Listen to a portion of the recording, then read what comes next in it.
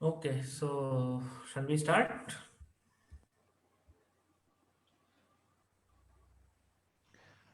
Yes, it's live. Live stream, live, right? Okay. Okay. Hello, everyone. Welcome to the fourth webinar of Indian Alliance Paris. Today, we are very lucky to have as our speaker Shampa Sengupta. So let me just give a brief introduction. Shampa Sengupta is an activist working on gender and disability rights for the last 3 decades. She is the founder director of the Kolkata based advocacy group named Stuti Disability Rights Center and is working as the joint secretary of India's largest membership based cross disability network, the National Platform for the Rights of the Disabled. We thank you, ma'am, for like, agreeing to give a talk for us. And today she will be talking on disability, laws and practices from the gender lens. Um, I would request everybody to keep their microphones muted and as well as like keep like stop their videos while the talk is on. If you have questions, please write them in the chat box. And once I see of quite a few questions, I will ask those questions. I will relay those questions to the speaker. Okay. So let's begin. So Champa ma'am, it's over to you. Thank you, Indian Alliance Paris, for inviting me to give a talk. We do understand that we are going through a pandemic. Even then, today is a big festival for all of us. It's a festival of lights. And I think only spreading information and is the only way we can fight the pandemic. Proper information on health, on different issues, and I find it very important that we are talking about disability and gender issues today evening. It's evening here in India. uh, I think it's afternoon in Paris in France. Uh, it's also I think good time when you're it's a festival day, so we should start thinking how, though we are going through such a difficult time, how we are also finding new ways of connecting and new ways of learning. I'll just begin my uh, speech by giving wishing everyone health on this day of the festival, a day when we should be actually all be talking about lights. And may the darkness is also something that we have to fight together. Uh, when I've been asked to talk about disability and gender, the laws, policies, since I've been invited by a group which is based in France, I thought I'll start with a international law that we have. It's very interesting. I'll just give some interesting perspectives because I'm talking about Convention on the Rights of Persons with Disabilities, which is a convention which has been adopted by United Nations in 2007. And it was open to uh, signature by different countries, because when United Nations adopts a convention, they actually you have to the countries have to sign and ratify it. And it was open on this very interesting fact that I just checked today itself from the UN website, that France and India signed the UN Convention on the same day, 30th March 2007. So we have a close connection of, I mean, both these countries have a close connection of um signing the CRPD, which is something very relevant for our work in India at least. I don't know much about France, but I'll talk about how this CRPD, this convention, changed the discourse of policies and laws on disability in our country. Firstly, the CRPD is a document which, if you ratify, if you sign, and India and France signed it on the same day, they didn't ratify it on the same day. But if you ratify it, the country, I mean, France ratified it much later. That's UN website says in 2010 only. But in our country, we are very advanced. India is always advanced in giving, signing and ratifying conventions, international conventions. And then obviously we forget about implementation part. But that is also our role to see that implementation happens. Now, the CRPD is a convention that was focused on disability rights. And throughout the CRPD, I'll talk a little bit about the drafting process. Drafting process is something very interesting because throughout the CRPD drafting process, it was a disabled people who were from whichever country representations were going, the disabled people themselves were going and giving their comments, they were taking part. So it was a very participatory drafting. And during drafting of CRPD, there had been lots of discussion whether women and girls, the issue of the gender issue, should be at all included. Initial discussion was, should it be at all included? Then there was a discussion that if it is included, whether it should be like in a one-off article of the convention, or it should run through the CRPD different articles. And these questions came because disability was never seen through a gender lens prior to CRPD. And there were debates because there were groups, there were people who said that we don't want women's issue to come at all within CRPD because there is a different convention on violence, discrimination on women. CEDAW is there, and anyway, both men and women who are disabled face different kinds of violence, so different kinds of discrimination. So why should women be given chance at all? I mean, should we even mention these kind of debates actually was happening at the United Nations, and everything, all these are available in their website, the old debates, everything, like anyone who's interested can find it. The final decision was, of course, that the issue of women women and girls with disabilities will come not only as a separate article, but it will run through the document. Because once you see that there is just one article, then you may not find it important to talk about where, suppose there is a discrimination happening both as at gender and lens in the educational setup. If it's not there in the education chapter, people may not consider it to be reported as a double discrimination happening. So the preamble of the convention actually starts with recognizing that women and girls with disabilities are often at greater risk, both within and outside the home, of violence, injury, or abuse, neglect or negligent treatment, maltreatment, or exploitation.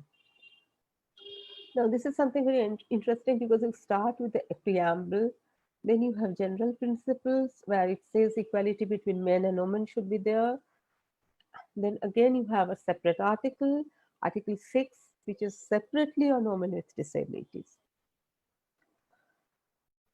And here you talk not only about general human rights. In the separate article, you also talk about full development, advancement, and empowerment of women for the purpose of guaranteeing them the to exercise and enjoyment of the human rights and fundamental freedom set out in the present convention. Then there are several other chapters where separately the gender issue is are mentioned. So it's like Article 16, freedom from exploitation, violence, and abuse. Uh, uh, and it in the health chapter, we have it. We have adequate standard of living and social protection. Uh, in awareness raising, in equal recognition before the law, all these chapters, respect for home and family, respect for privacy, all these chapters separately talks about women with disabilities. It is something very interesting because this is a international law and it's adopted at UN and it's ratified by countries you live in. A majority of you are in France now. Some of us are India. It is actually our law because once you ratify a law, a United Nations law convention, you actually have to uh, the government, the state governments are supposed to follow it, and you're supposed to give reports every year, uh, every 5 years. So, like what are the steps they're taking to change this kind of scenario, uh, to bring in the issues. And I'm not going into the whole detail of the UN convention. These are the areas I just wanted to highlight. Uh, I'll come into our India's country context, why UNCRPD is so important for us, particularly people who work in the uh, intersection of disability and gender. Uh, I think I'm making it very simple. There shouldn't be any questions. So, Manoj, is there any question right now? Or I'm trying to make it as simple as possible, but No, no, not any questions yet. yeah, yeah, okay. But if there is any question, please do like think of stopping me and Yes, sure. uh, I will. yes, yeah. So it's interesting because in our country we didn't have separate disability law uh, till 1995. I'm talking about specifically of India right now. Till 1995, we did have Rehabilitation Council of India Act, which came much more before the disability law, which was the 1995 Act, the disability law. So this is something very interesting that we wanted them to be rehabilitated, but we didn't try to understand what are the needs of disabled people. So rehabilitation is important, but is rehabilitation only important? That is a question we need to ask ourselves. Because when you're saying rehabilitation, the rehabilitation is planned by some other people, not by the disabled people themselves. There had been uh, during Rajiv Gandhi's prime ministership, he constituted a one-person committee to draft some kind of a disability law, which was finally passed in 1995. It is called Persons with Disabilities Act. Uh, that law is redone.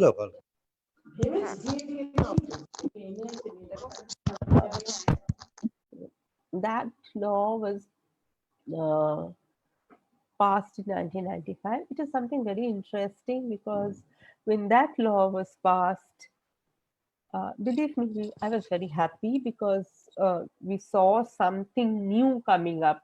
Because when I started my work, there was no law for disabled people. So it's more talked about mm, mm, who are the disabled people. It was very in a described in a very medical model, like in a biomedical model, and then there were reservations in schools, colleges, jobs.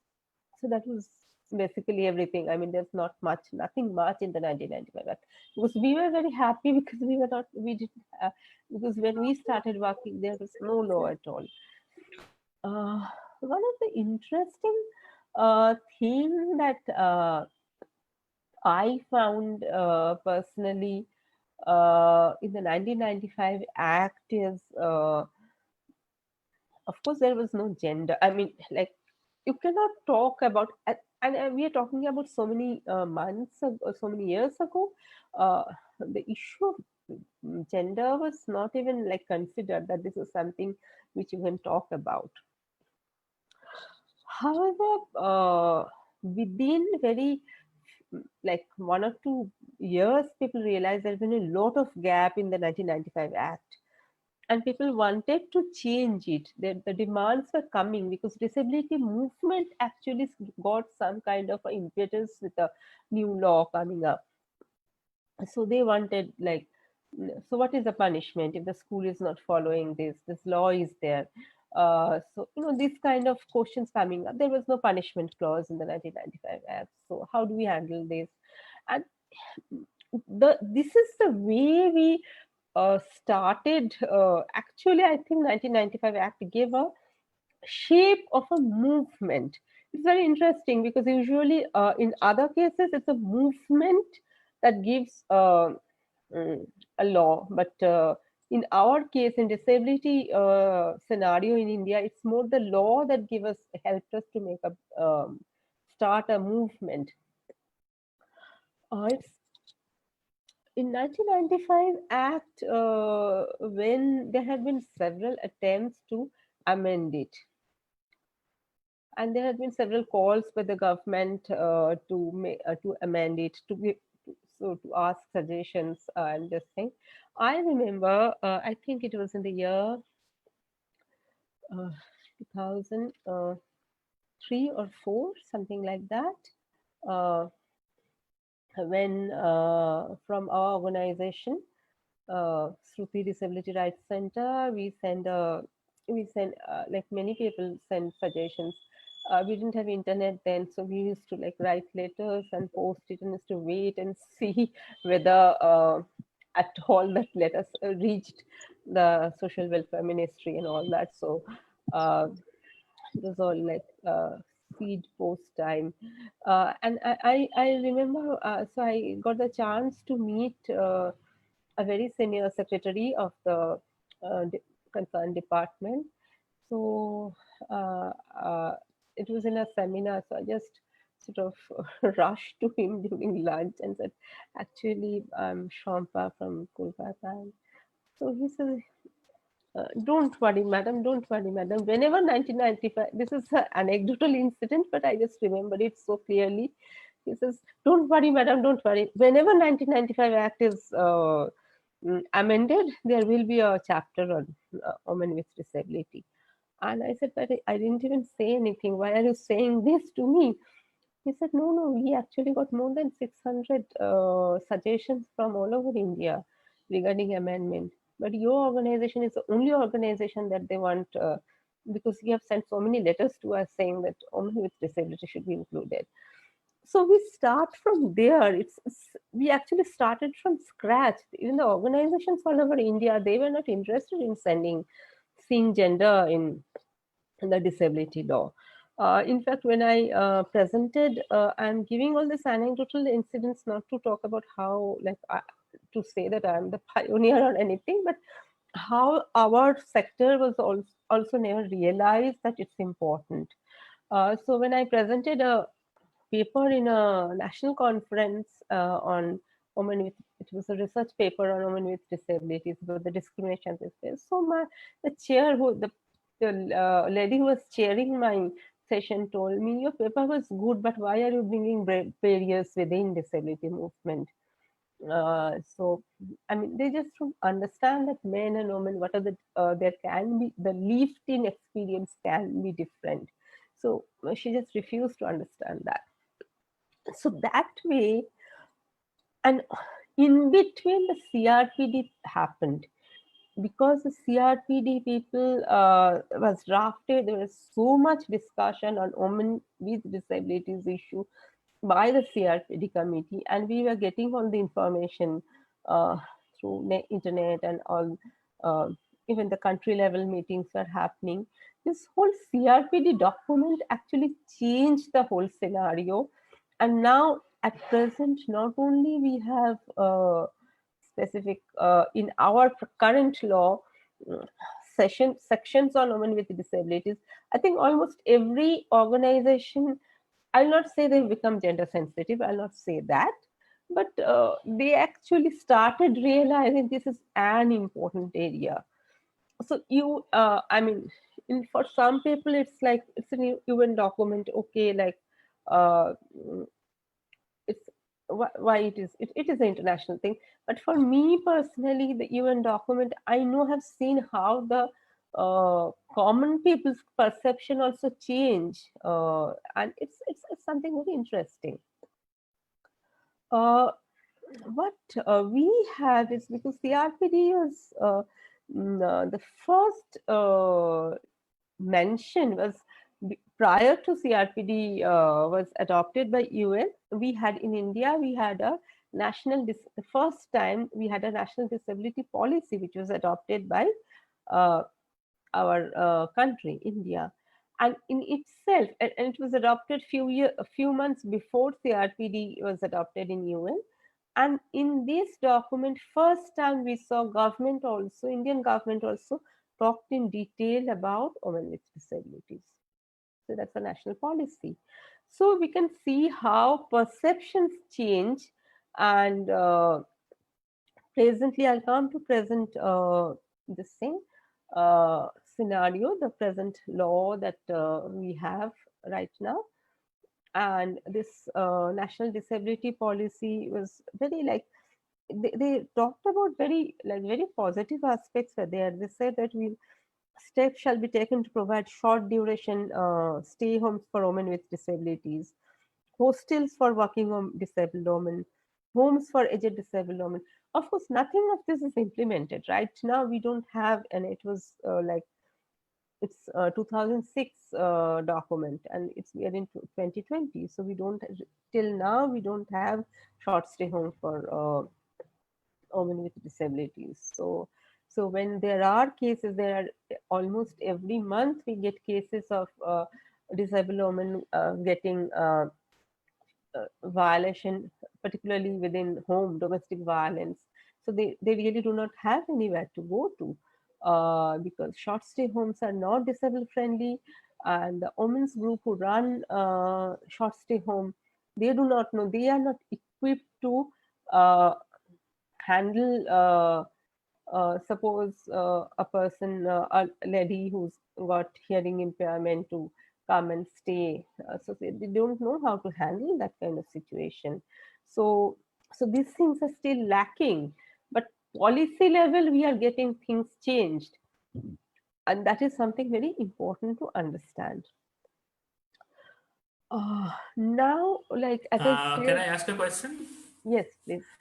Yeah, so like did any of the policies talk about like at least establishing, I mean, institutions or like methods to like train people how to like work with persons with disabilities? Because that is, I think, what came out of the last what you just mentioned, that people like the women's rights group who ran the stay homes were not equipped to.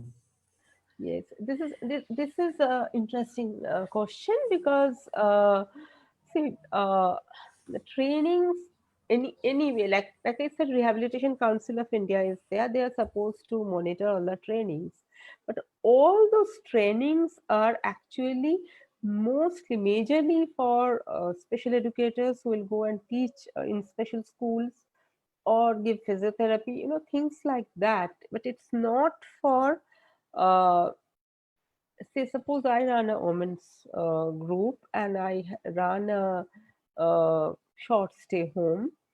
Uh, so I also need to know that, uh, uh, like and I need to make my short stay home or hostel accessible. It has to be barrier free. So suppose a person lady with even who's cannot use a staircase comes, so it needs to be accessible. So when you are making a law, again a current law, the Rights of Persons with Disabilities Act, which we made only because we signed CRPD, and the 1905 Act is now redundant now. But we have not made those changes. It's the law says all public buildings should be uh, so a short stay home is it's a public building. It should be accessible, and training of from police to judiciary, everything is mentioned in RPD. Everyone should be trained on disability issues, and if I mean, there is no law which is can be perfect, but I think the current law that we have, RPD Act, is actually a very positive act. And if we even can implement, I think even 50% of it, it will be very, very interesting, and it will be like, I think there can be a sea change. And I'm saying that it's even if it's 50%, because training is a very big training and awareness. Now, only yesterday, a case happened in my city where a fellow disability activist, Jija Ghosh, is a person with cerebral palsy. She was denied to enter a shopping mall, South City Mall. One of the attendants, the security person, told her you can't go in without a wheelchair. Mm, and she's used to go walking to, and she's been there for many times before. It's not that, so she felt insulted. So she called the media. So this thing happened yesterday. Now you have to make that kind of training mandatory for all, like from the security level to the shopkeepers, everyone. And if they don't know, if they don't understand, and I really do not blame the security person, because I've seen usually what happens is when we complain to authorities, it's always the uh, person who's at the lowest rank is either fired or made some kind of given some kind of punishment. We don't want something like that to happen to this lady security guard, but she needs training, she needs sensitization, and this is something is totally lacking in our country.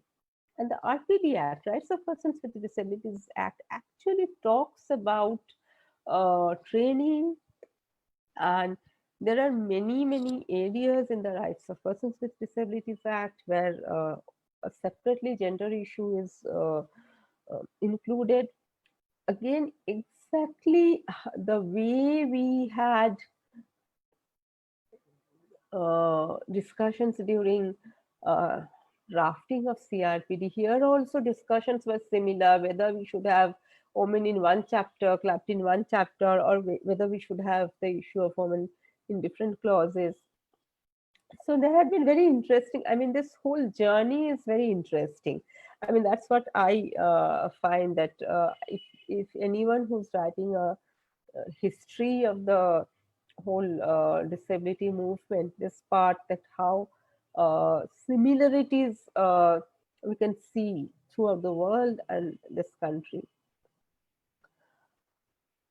One big thing that I think it's important to remember here is, in our country, women with disabilities are not supposed to, since women have very specific roles, even now in anywhere, I think, and in India, of course, that you have a very specific role where uh, either you have to get married or become a mother, or the other option is your like you can go out, you can earn, and none of these role models actually fit in a disabled woman's life. So so she's not expected to go out and earn, That is not like so. Shopping mall attendant doesn't even think that she can come out and shop for her own this thing. She's denied entry.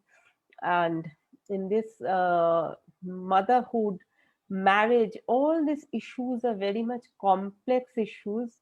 Mm, as we I'll just not go into just what RPD Act says, because the law is, it's very dry kind of thing, but I'll give some anecdotes of how what kind of discrimination they face in general.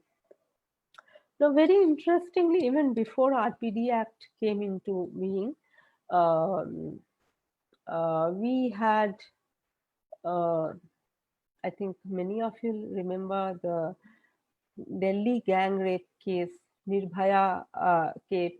It's known as Nirbhaya case.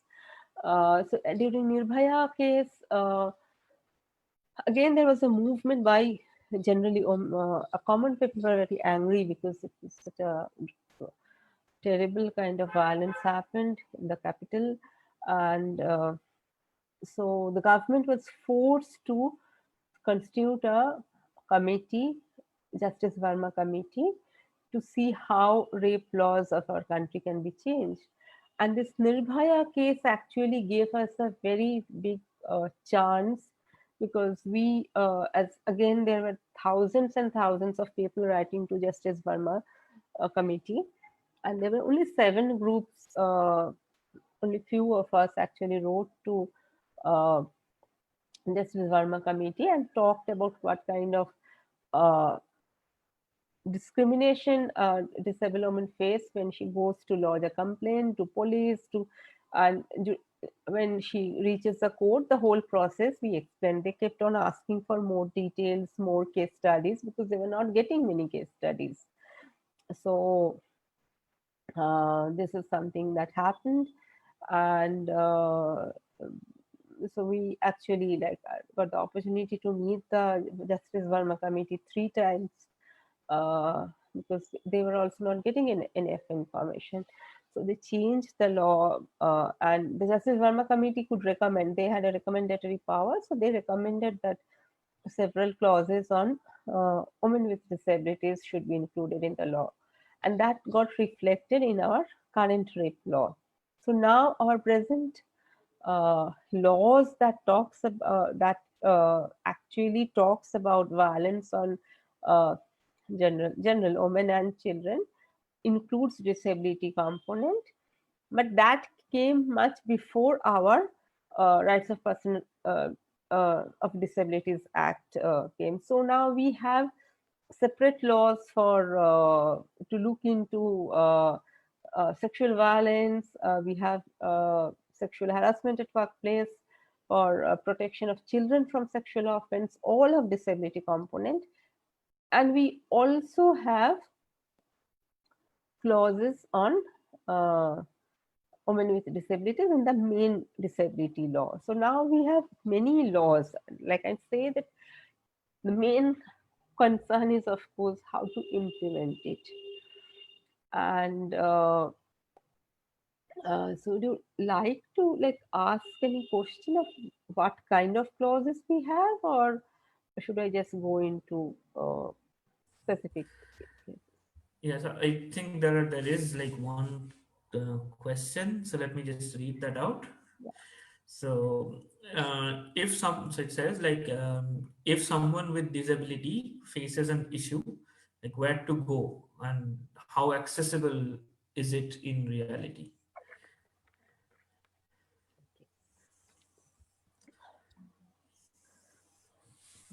So, if it, then it depends on what kind of discrimination that person is facing. But in general, we have, uh, according to Rights of Persons with Disabilities Act, you can go to uh, every state is supposed to have a state commissioner of disabilities. And so in West Bengal, we have state commissioner of disabilities. There are, like, many states will not also adhere to this kind of, they just don't make these offices. We also have a central commissioner of disabilities. So it's CCPD and the state commissioner. So there are chief commissioner and state commissioner. So you can directly write to them. You can write mail to them. You can send mails to them. You can go and visit them. There are provisions. I'm not saying that there are not provisions, but again, majority of the disabled people do not know how to fight these cases, where to go.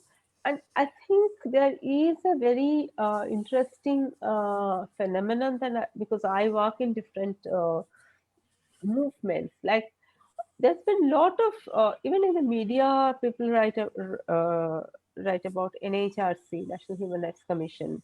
We see NCW, National Commission for Women, but majority of the people do not know that such offices as CCPD or State Commissioner of Disability is there. It does exist. So and no one, I mean, like no one even bothers. So even the press do not take their interviews. So I've got a once I was talking to one journalist, and he was saying we'll go right to we'll call NHRC and ask their comments. I said, but this is not NHRC. Should this question should be sent to CCPD, the Commissioner of Disabilities. So he's a senior journalist from a very big newspaper, famous newspaper, and he said, but uh, এরকম আছে নাকি post? What are you saying? There is a commissioner's post, and they get salary from our tax. This is a question he asked me because he felt that it can't be because he doesn't know, he's not aware of it. I said, yes, it is there. So this is something which I think in a very clever way they do not advertise, they don't talk about their work at all also. So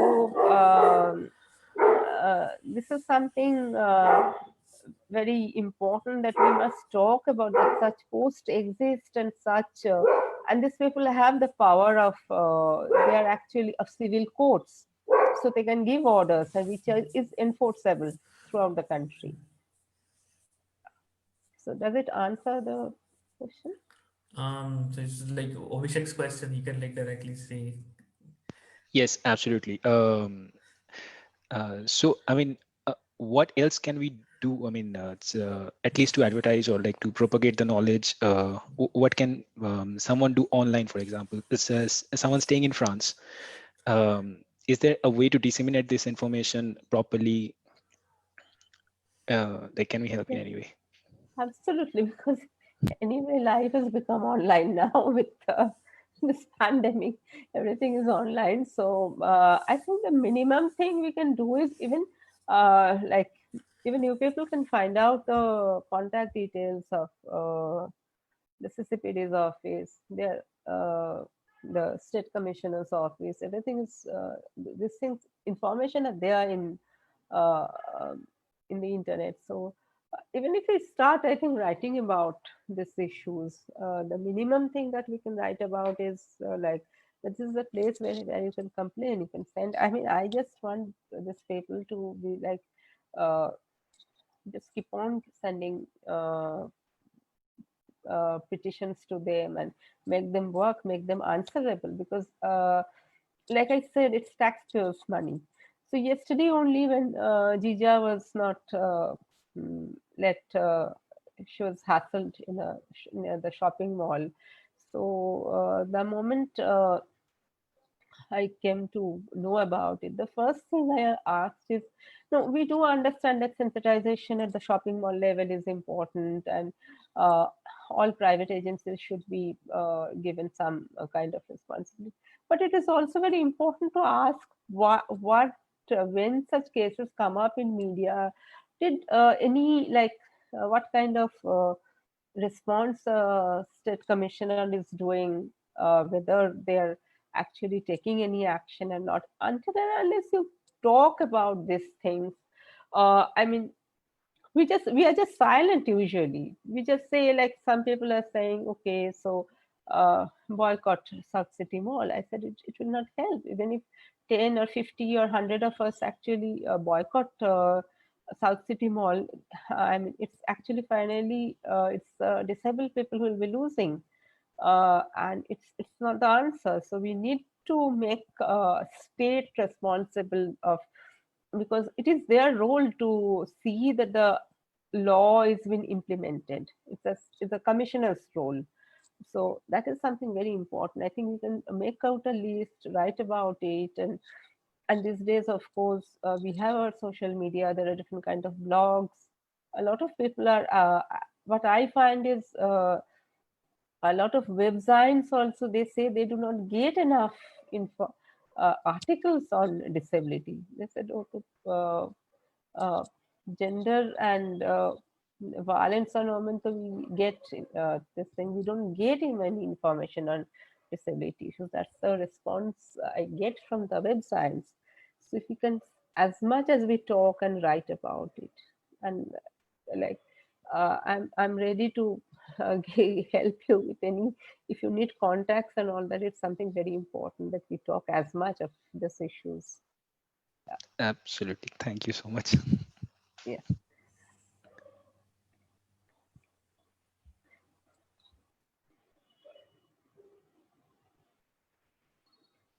So, is there any other like question or wish? I have two follow-up questions, but like, should I ask them now or like, should I ask them later? We can, yeah, yeah, yeah. You can. Okay, so the first question comes about like um, penal provisions related to these acts. So what I'm asking is, for example, let's take the South City example that you gave, and you also mentioned that generally what happens is the guards get fired. Yeah, Yeah. So now, is there a law? So who like does the penal provision say that and private entity should provide training, and if it does not, its owner is the person who is, I mean, who should be held responsible? I mean, I ask this because this exact same problem is there in the industrial relations codes. yeah, There, there are like the real top owners are completely, and again, I mean, they're outside the purview of the law. It's only the first level contractors who are like supposed to be come under the penal provisions, and they really don't have enough like clout to actually go manage worker safeties and all. So, and what you were saying sounded very similar in this case. So this was one question, and the second was, and this is again coming from either the industrial relations code or the new agriculture codes or both. I forgot in which one. They actually in one of those laws, I don't remember which one. They actually there were supposed to be district level courts at some point, but then they completely took them out and gave everything to a state level court. So, for example, like industrial workers, if there is like an accident or something, or if there is an issue with the management, they have to go to a state capital. And what you just said, similarly here also, like it's only there is a central commissioner and a state commissioner. So if there is a person with disability facing issues, and in like a district area, district level, which is far away from the state capital, then that person, I mean, generally writing does not work. It's, you require to physically come there. So then, so like, is there like thoughts about like demanding for district level officers, or like, or is that too far fetched now because even the state level officers are like not even working? So these are the two questions. in disability law, it says the DM, the district magistrate of every district of they can play the role of the commissioner of that district. But then obviously the district magistrate has so much, like so many other responsibilities. This is not their priority. So usually they end up giving the disability certificate and very basic kind of, maybe there is some aids and appliance camp in their district. So those kind of things. So, but like currently we are seeing that again, it's very interesting because again, internet gives you some kind of power. So now the cases at which the central commissioner is listening are only through internet. So someone in who's sitting in Calcutta, he doesn't have to travel to Delhi to talk about his case, and we got a positive result of. So I mean, we need to see of some good things out of negative situation also. So uh, so this happened also. So things are like it's quite bleak actually. It's quite bleak. But then okay, when we get one particular case good judgment, we also feel happy that chalo something kuch to hua, something like that. So it's a sad thing, but uh, because I mean, e- even to going for a disabled person to go to Delhi to plead his case, it's so difficult. Like from someone in the, even if he is in a metro city, and forget about uh, uh, the district people to come to reach their state capitals. No, the law, I'll come to your first question. Law doesn't say the punishment will be given to the owner of a like shopping mall or a big thing.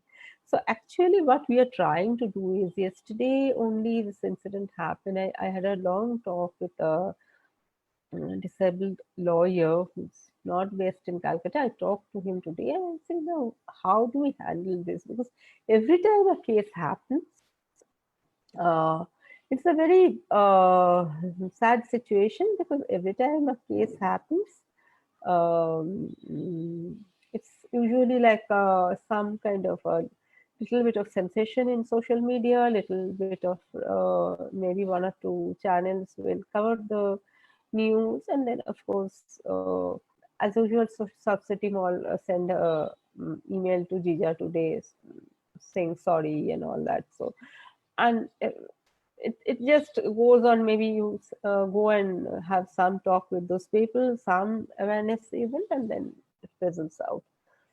But this can happen to anywhere in India. So today it happened in one part of this country, it will happen in another part of the country next day. So we really are trying to uh, see that we can have a sort of a specific operating procedures of all this, particularly public places, that what exactly should be every person who joins a shopping mall or any public place as a mm, who will interact with disabled people have some kind of training, mandatory training. And mandatory training is not so difficult to implement. I'm telling you, I'm also in the committee of uh, two or three big corporates, because we have a sexual harassment policy in our country. But all these corporates, they have mandatory uh, training on prevention of sexual harassment within their companies, and they just have to do it every year. They have to do it, and if they don't do it, it's actually like they have to give a report to the mm, uh, government every year, that these are the number of trainings we have done and who came, and they actually pay people. I mean, these are not like pro bono work happening. There are organizations who are giving uh, mm, like getting paid work from doing all the corporates are having training of sexual harassment. So these kind of mandatory thing, we just talked about it together. Of course, it's still in a very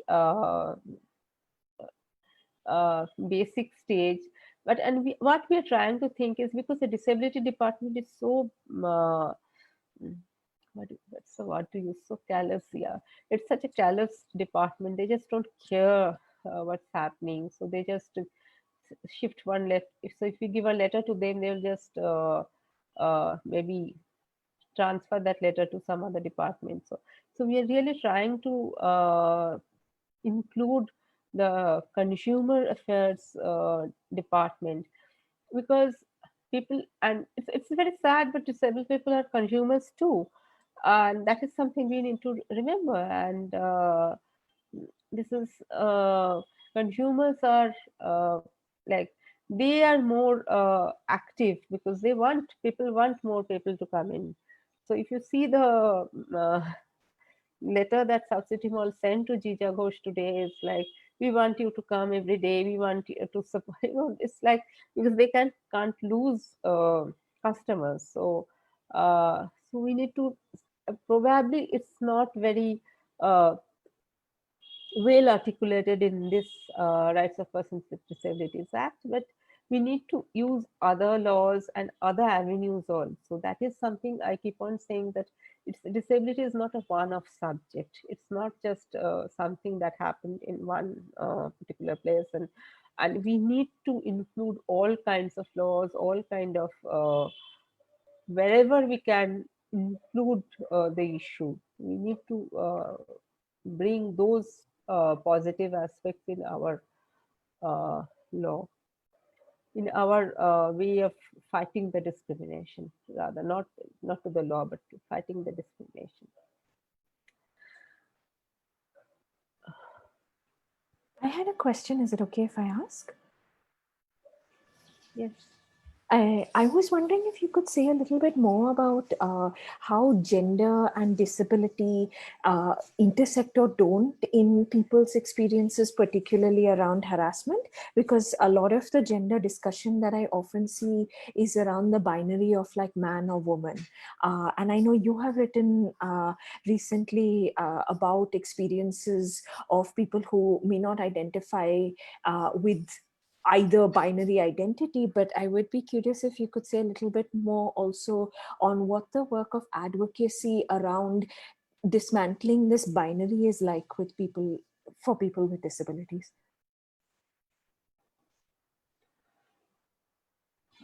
Thanks, Kim. I was thinking of bringing it now because again, I'm talking about laws and policies today, and our laws and policies, uh, we have a transgender act, right? Okay, transgender act, and we have a rights of person with disabilities act right now. But both the laws have two separate identities. They are looked after by the same department, the Ministry of Social Justice and Empowerment, but they just don't talk to each other. And so laws and policies is hardly anything. And I think the article that I've written recently is, I talked about how uh, mm, people who identify as with both marginalized identities. And this is something which, I mean, I know from my personal work also, but we also did some small group workshops just before, because like I said, since I'm focusing my work talk on CRPD, like India had to submit a report, and as the common people, as a disability sector, we can send an alternate report. So I mean, that is how the UN works. So not so we just not just accepting what the country state says. It's they also want to hear people. So during the process of writing the alternate report, we did two workshops with specifically with people who consider themselves both disabled and gender not non-binary. So anyone in the spectrum of LGBTQI. So, and there, the questions, the issues that they say is like someone who's very, very active in, as a transgender person who's very, very active in the movement. I can see her in everywhere, every meetings, every protest meet, everywhere. She came shyly to the meeting and says that, I can't, I'm partially deaf, but I don't want to talk about it, because how do you fight two marginalizers? I said, but you're so like, I was like, I was very surprised because it's quite shocking because I see her in a very active manner where she talks about her changed, and then we didn't have a transgender law act at that point of time. So I said, but you are so active in this thing. She says no, but I mean, too marginalized identities. It's very difficult to even talk about it. So because she's a male to female a trans person, so she says that since that is something very visible, everyone knows about it. I don't try to hide that.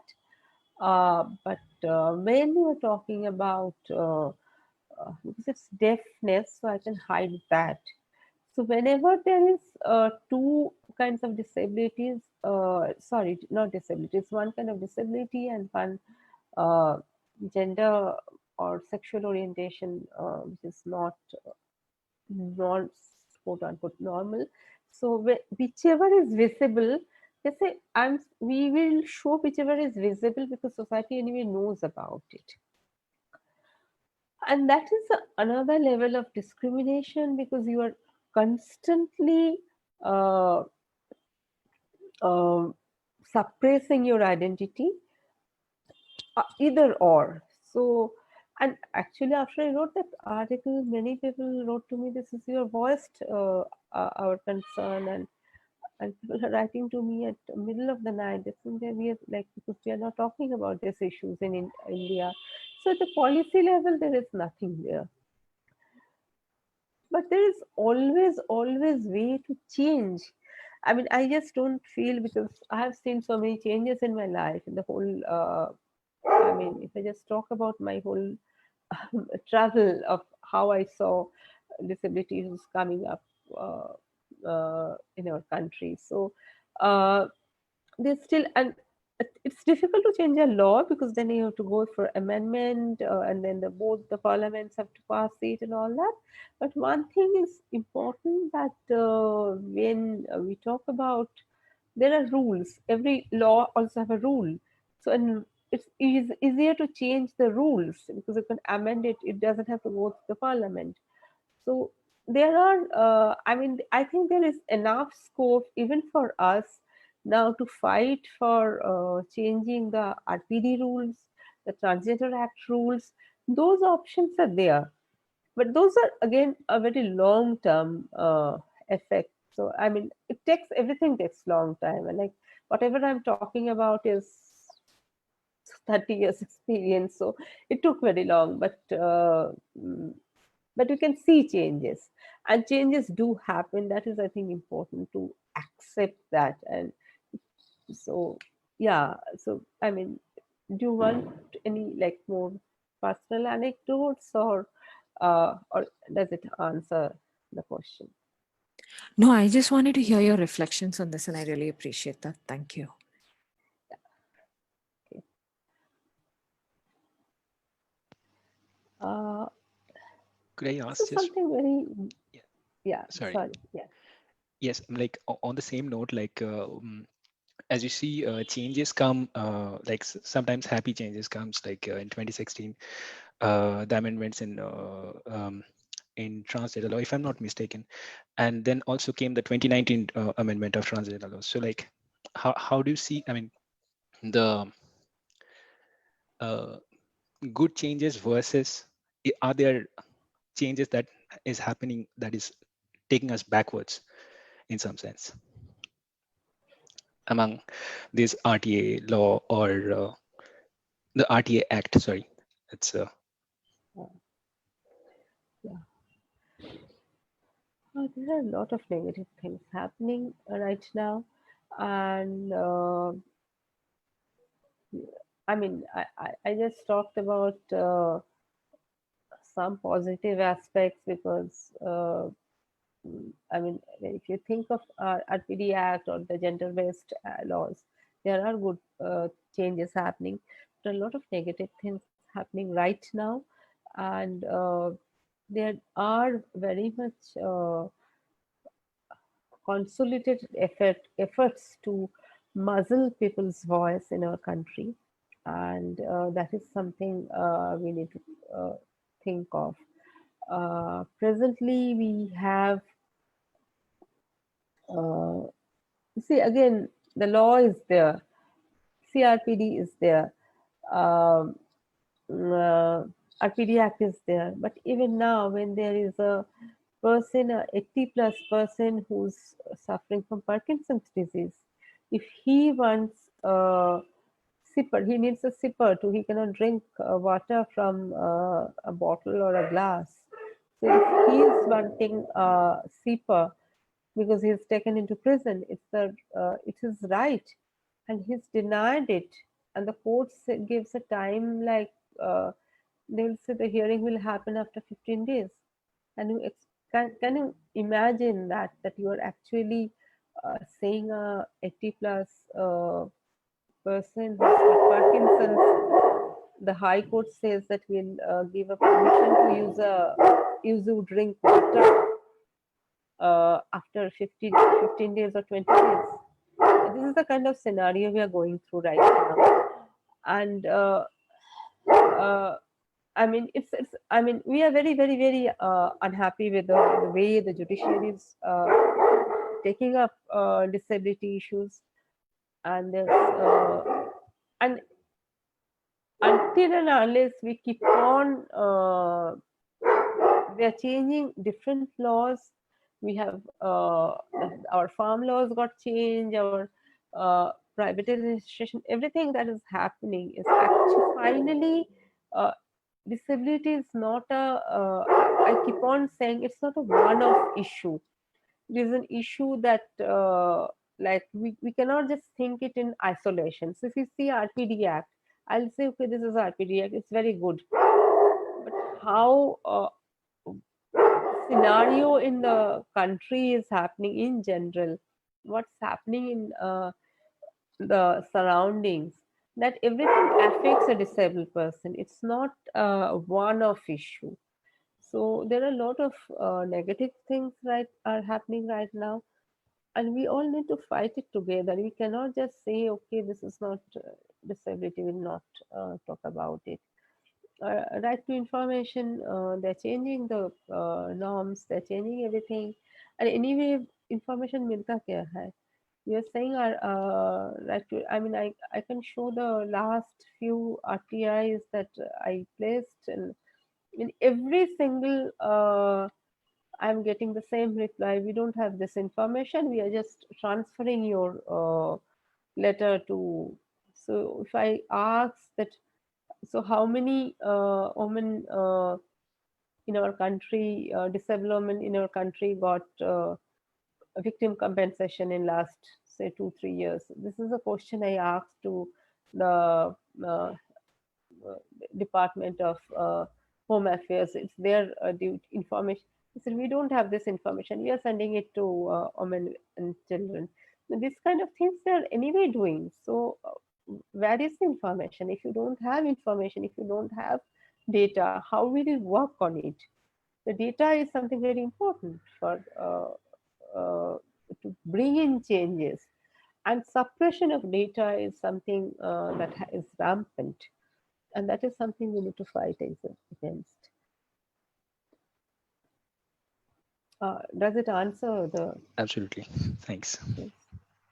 Can I ask one more question? Sorry, maybe we are getting too much. So I have a question, like we are talking about the laws of disabled people, but the thing, as you told, like people are like lodging a complaint or something. Like yesterday case I have followed in very detail, but Zija could do this because like is he or she who is physically disabled can lodge a complaint or can think about to talk, but what about the mentally disabled people?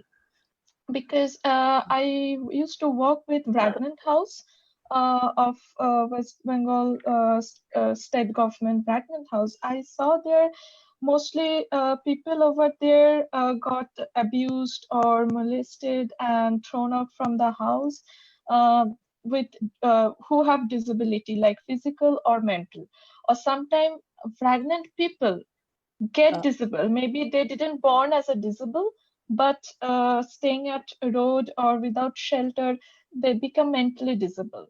So we could not find any answers, any law, or how to, because they can't raise voice. They don't know how to raise voice, and they suffered for whole life. What about them? Even if they raise voice, who will listen to them? Who will believe them?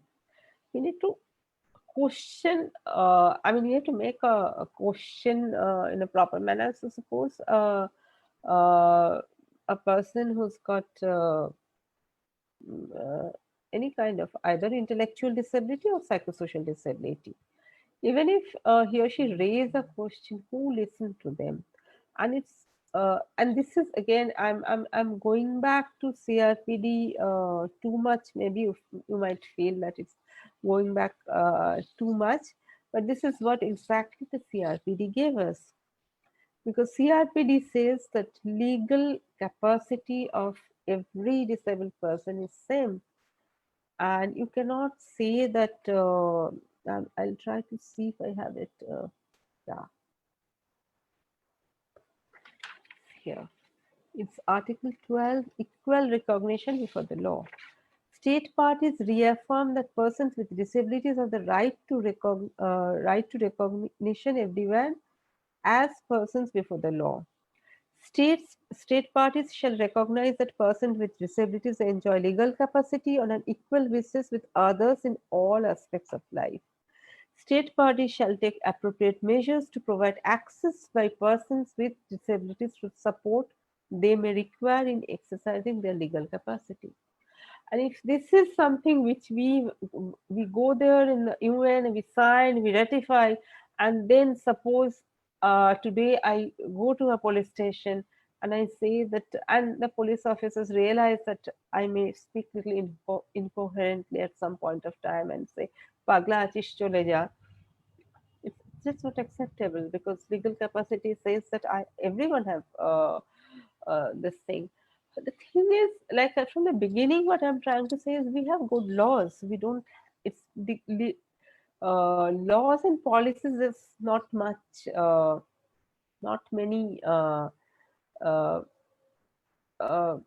negative things there. But how do we use them? One thing is the background people need to know that I can complain, and if he complains, someone who's in the vagrancy house, so if he's molested within the thing, does he know that he's got the right to complain? And if he complains, what are the repercussions? Whether he will be left in the street because he complains, whether at all any action will be taken. And this is again, monitoring mechanisms have to be done in a very proper manner. Again, when we went to Justice Verma committee, we talked about all this in detail. Of course, Justice Verma committee's mandate was only to look into sexual offences against women, not of all genders. But there we raised all these issues, and I don't know. I mean, this is again available in internet, and Verma committee actually gave very good responses to how the disabled women who are living in vagrant homes, different hospitals, they're just left in the hospitals. They don't have anywhere to go to. So it's a mental hospital. So how, when sexual abuse happens, what kind of monitoring mechanism should be there? And it's everything is available in the Justice Verma committee is available. Recommendations are available in the net, and it's very like there should be some guardianship of the high courts and things. Things are, like I said, suggestions are there, but how in the ground level we make it happen is a big question. And for me personally, uh, this was Dipanjana, right? Yeah. So Dipanjana, for Yes. me, it's, sorry, who asked this question? Yeah, maybe Panjana. Yeah. So I think for me, it's very important that even if we can take up one or two cases and see, because otherwise it looks very bleak. I mean, to be very honest, if you look into at this current point of time, if you look into my country's situation, forget about disability in general. Also, it's very bleak kind of thing. But since we are activists and we need to think, and I just can't be just totally uh, nothing will happen type. I mean, we need to bring changes. So I think even if we can think of like see one or two changes, one or two cases up and follow it up, and particularly say one way is of course to give information to people. That is something very important.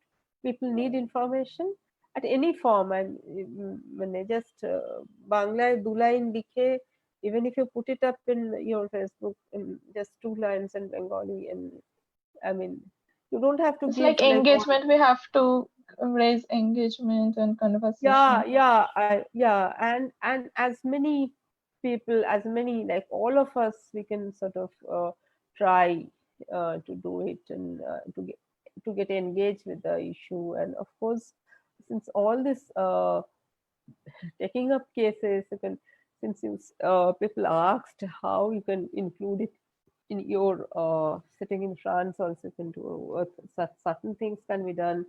And of course our country at this point of time they don't even listen to what UN says and all that, but there is mechanism we can make complaint to the UN to like Human Rights Commission is there, and so like we just So I need have a to. related question, like, is there any law in CRPD about the medical issues for these people? I spoke with you previously also that from my personal experience, I know doctors just deny no, the person is disabled to respond, mentally disabled, so we can't treat like kind of operation or like heavy way, like any medical, they used to get refused by the doctors. So is there any laws to focus on? There are like you can write to even committee. We can write to. I mean, this is also under. I don't know what kind of mental health issues the person you're talking about, but even we also have a mental health care act. No, I mean, no one can actually deny any kind of treatment to person with mental health also. That is also there. Mental health care act is also there. Like I can send you the relevant links, and you can absolutely like if a person is denied surgery or any health requirement because he's having a mental health condition. I mean, that is something like terrible. Like it shouldn't be happening. So one can actually write and intervene. And I personally feel since when we see the larger picture, it's Mhm. it's a very very bleak picture. So since we also need to live with hope and uh, like I said, that we need to sort of bring light to uh, ourselves also. And we just cannot just sit and say nothing will happen. That is not possible. So uh, we just, even if we concentrate on one or two cases and uh, and see some changes, whatever, like change may be very small, but and intervention, this is something definitely this, I mean, you can't say that you cannot deny treatment for uh, not having mental health, sound mental health. You can't just do that. Yeah. Thank you.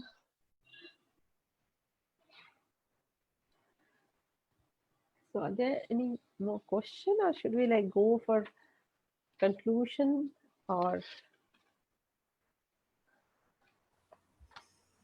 Yeah, in the chat box there are no further questions, so we could like wrap uh, wrap it up? yeah, we could like wrap it up like.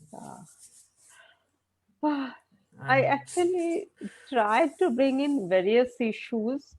I didn't go into clause by clause laws, and it's always interesting when individual cases come up and discuss it there. But what I think is very important is since however like young team you have, or however small team you have, if you really want to focus on one or two issues, since you were interested in working on this, so you can make a like in a regular basis, if you can talk about take up, like I said, one or two issues. Even I think it's very important. Mm, the first question is how to make people aware that CCPD's office is there. Even that kind of initiative, if you take, because internet is like, and you can make things very attractive by internet instead of just saying, okay, so.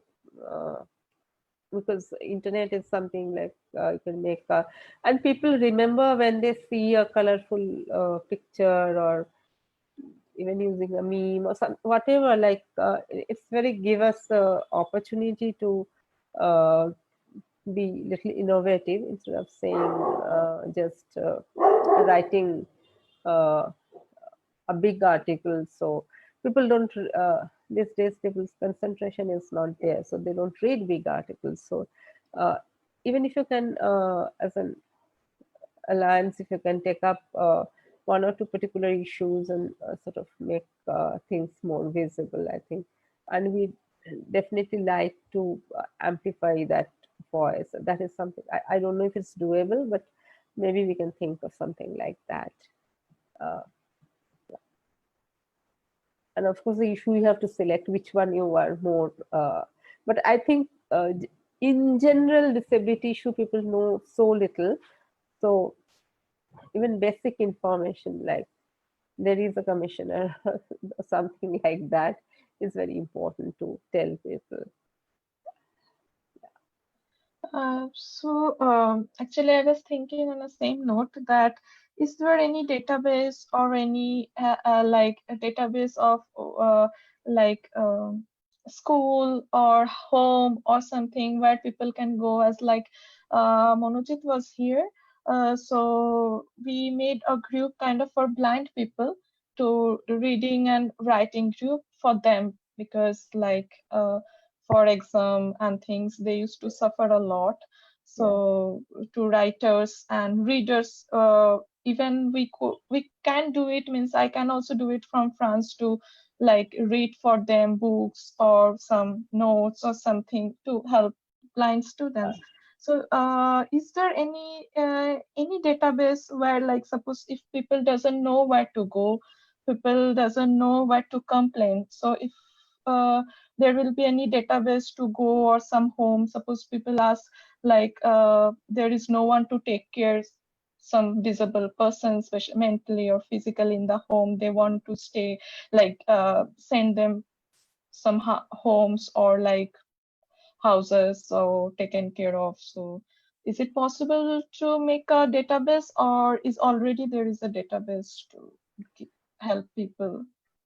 no, dependent, I'm telling you, in any small bit of work in the disability sector is, I mean, we need like as many people, as many volunteers, as many kinds of work happening. And it's not just advocacy, like some work is advocacy, some work is like service based, some work is just connecting the dots. Database of like blind schools and those things are there, but I think other than that, uh, we need say list of volunteers, like you said, that one can sit at home and read for people. That is something like any of us can do. And this blind students suffer so much because of so little audiobooks are there. And again, internet gives us this freedom. Now we can upload, read at home, upload and send and across. So, and this there are blind groups, students group here also now who are we have a very vibrant disabled students group at Jadavpur University right now. Yes, with Shantan we work together. Yeah. So there are very positive things happening also.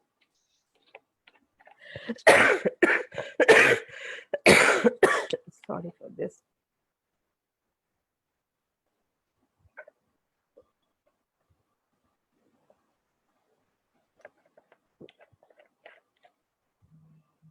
So these things are there, but connecting people is very important. So today I received a call from a lady. She actually is in Bangalore. Uh, she actually helps in rescuing dogs, and she says that I got a call from a lady with severe mental conditions, and she lives. Her family abandoned her.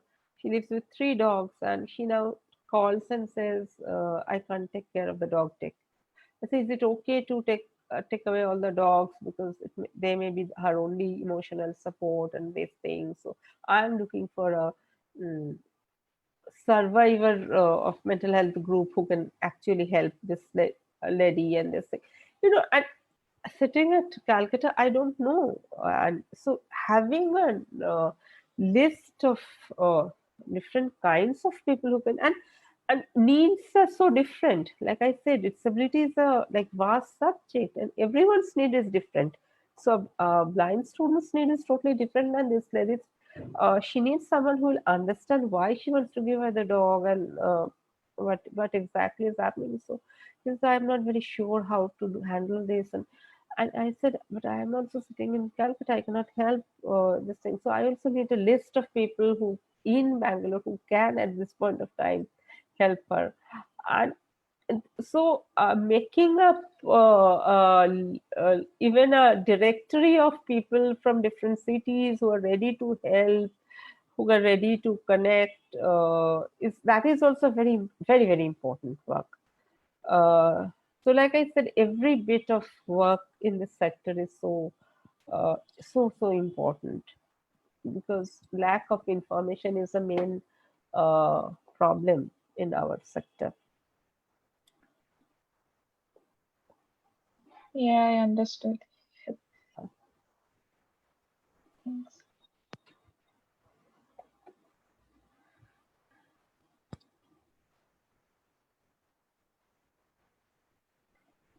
So we can maybe we can end today's discussion, and like any kind of collaborative work which is possible.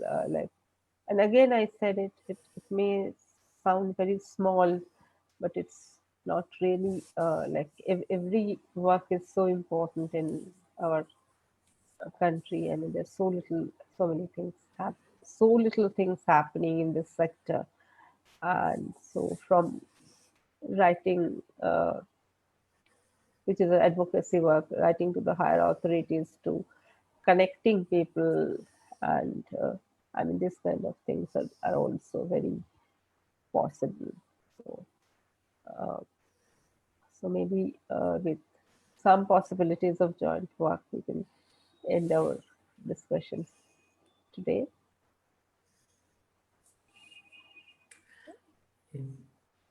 Yeah, like let's we'll keep in touch. And yeah, so is there any other questions? Yeah, if the questions are there, of course, we are ready to take.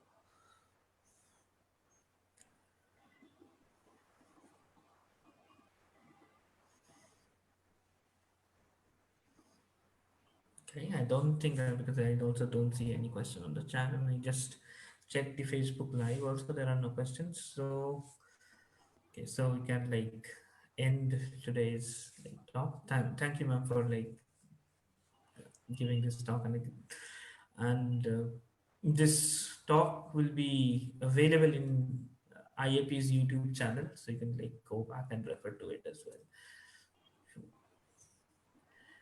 Okay, So you can so send me the link also, so I'll also yeah, share sure, it with sure, you. Yeah, sure, I think today sure. many people actually missed because being a festival day. Mm, So mm, yeah, mm. Okay, Yeah. so Thanks a lot, ma'am, for the talk. And absolutely, if any collaborative work we can do, it's happy to take part in. Um, And I think it's going to be a great way to just start a platform probably where the informations are there and to collate all the informations, like whom to go to, who are the people, who are the NGOs also who can help, etc. Absolutely. Thanks a lot for Exactly, I'm the thinking discussion. if we can do together to make some database with help of you, and also if we can collect some database, because from far we can't maybe help physically or just going physically in the offices or something. So we can also discuss what we can do, and like if we can, you Yeah, can help us. yeah. Yeah. I think through, if we can have a small, like maybe email chats Yes. between three, four of us, and can plan something. It's something very important. Like I said, there is nothing is small in this sector. Everything is so important. Thank you Thanks so so much. much. Thank you. Thank you so Thank so you. much. Thank you.